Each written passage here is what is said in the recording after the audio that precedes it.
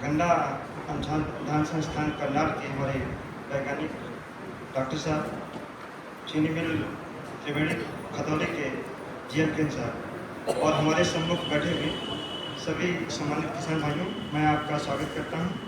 और मैं अपना सौभाग्य समझता हूं कि आपके गांव में गोष्ठी करने का हम लोग को अवसर दिया आपने और बात डॉक्टर साहब की सुनी।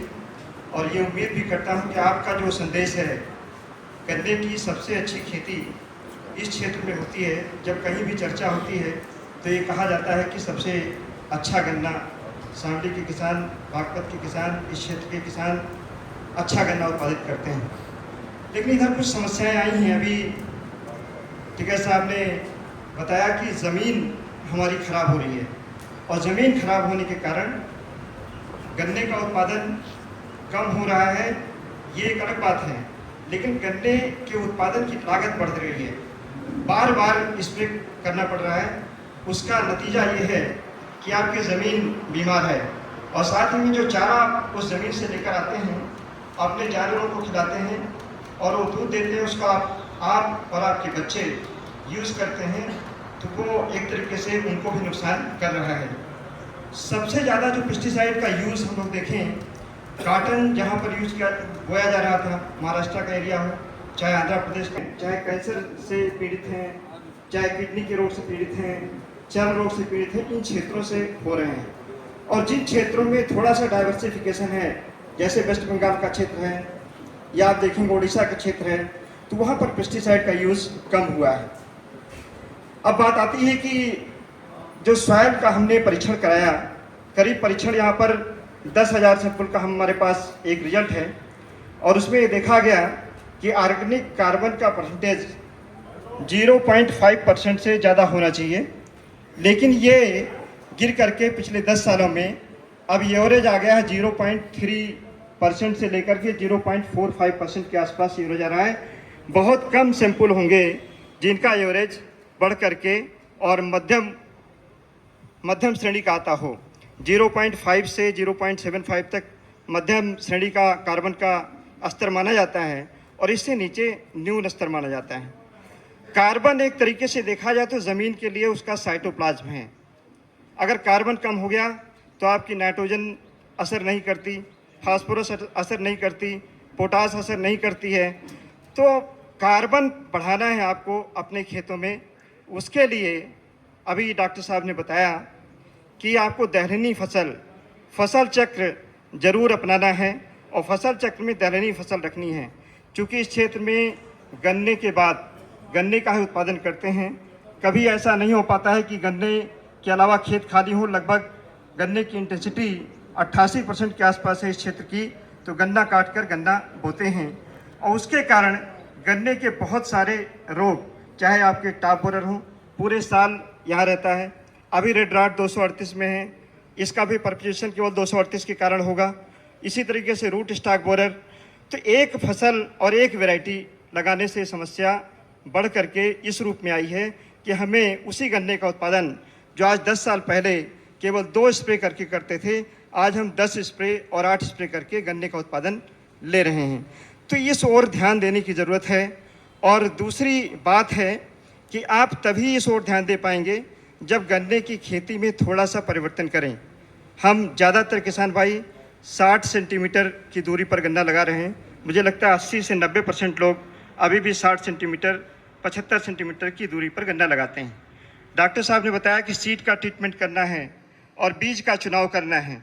लेकिन अगर 60 सेंटीमीटर पर लगाएंगे और 1 एकड़ में 35 कुंटल गन्ना लगेगा, तो ना तो उसका ट्रीटमेंट सही से आप कर सकते हैं, ना बीज की छटाई सही से कर सकते हैं। लेकिन अगर दूरी बढ़ाई जाए, चूँकि इसके प्रयोग किए गए हैं और किसान भाइयों के खेत पर ही, आपके क्षेत्र में भी और यहाँ से बाहर भी, अभी बिजनौर का नाम लिया डॉक्टर साहब ने, तो वहाँ एक गांव है तिसोतरा, उसका केन एरिया लगभग होगा 700 हेक्टेयर 800 हेक्टेयर के आसपास केन एरिया है। और उस गांव में पूरा गन्ना आज किसान भाई केवल ट्रेंच से बोते हैं, 4.5 फीट से कम दूरी नहीं रखते हैं।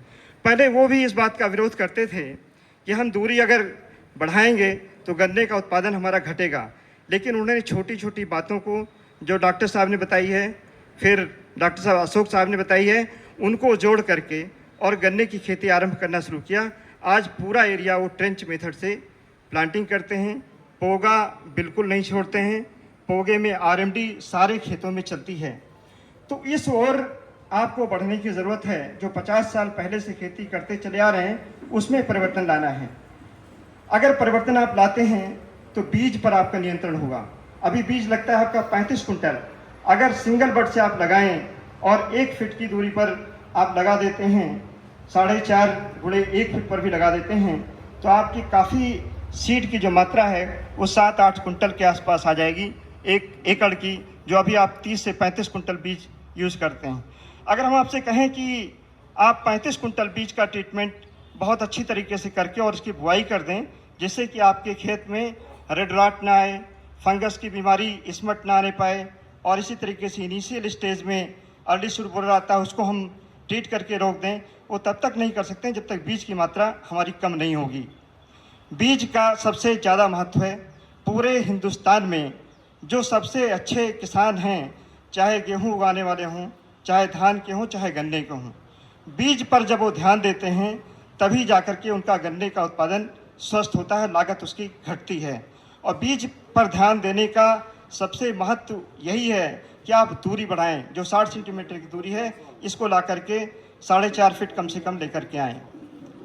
ट्रेंच मेथड, चूँकि आपकी चीनी मिल ऐसी है जो ट्रेंच प्रोवाइड करा रही है, चिजलर प्रोवाइड करा रही है, ट्रेंच मेथड से गन्ने की प्लांटिंग के लिए ये ज़रूरी है कि खेत की जुताई, अभी टिकैत साहब ने कहा कि हमारे खेतों में 8 से 10 सेंटीमीटर की गहराई पर एक लेयर बन गई है। जो फर्टिलिटी का स्टेटस है, फर्टिलिटी की गहराई है, यानी ज़मीन के उपजाऊपन की जो गहराई है वो एक तरीके से कम होती जा रही है। छोटी सी गहराई में हम अपनी सारी फसलें धीरे धीरे लगाते चले जा रहे हैं। उसका एक प्रमुख कारण रोटावेटर है। रोटावेटर से जब हम जुताई करते हैं ज़्यादा से ज़्यादा 8 से 10 सेंटीमीटर गहरी जुताई होती है। तो ट्रेंच अगर लगाना है तो जुताई की गहराई आपको बढ़ानी पड़ेगी। कितनी गहराई होनी चाहिए? 30 से 35 सेंटीमीटर। जब 10 सेंटीमीटर गहरा आप लगाते हैं तो गन्ने की आप मान सकते हैं कि 2 पोर ज़्यादा से ज़्यादा नीचे की साफ था, जिससे रूट स्टॉक का आपतन बहुत ज़्यादा हुआ। हम अगर उधर जाते हैं मुरादाबाद, बरेली, लखनऊ के आसपास, तो रूट स्टॉक बोरर का इतना आपतन नहीं था। और दूसरा एक यहाँ पर कमी है, मैंने ये देखा कि अगर आपके नाली पर, मेड़ों पर घास होती है तो कोई ना कोई ऐसा बीटीसाइड डालते हैं।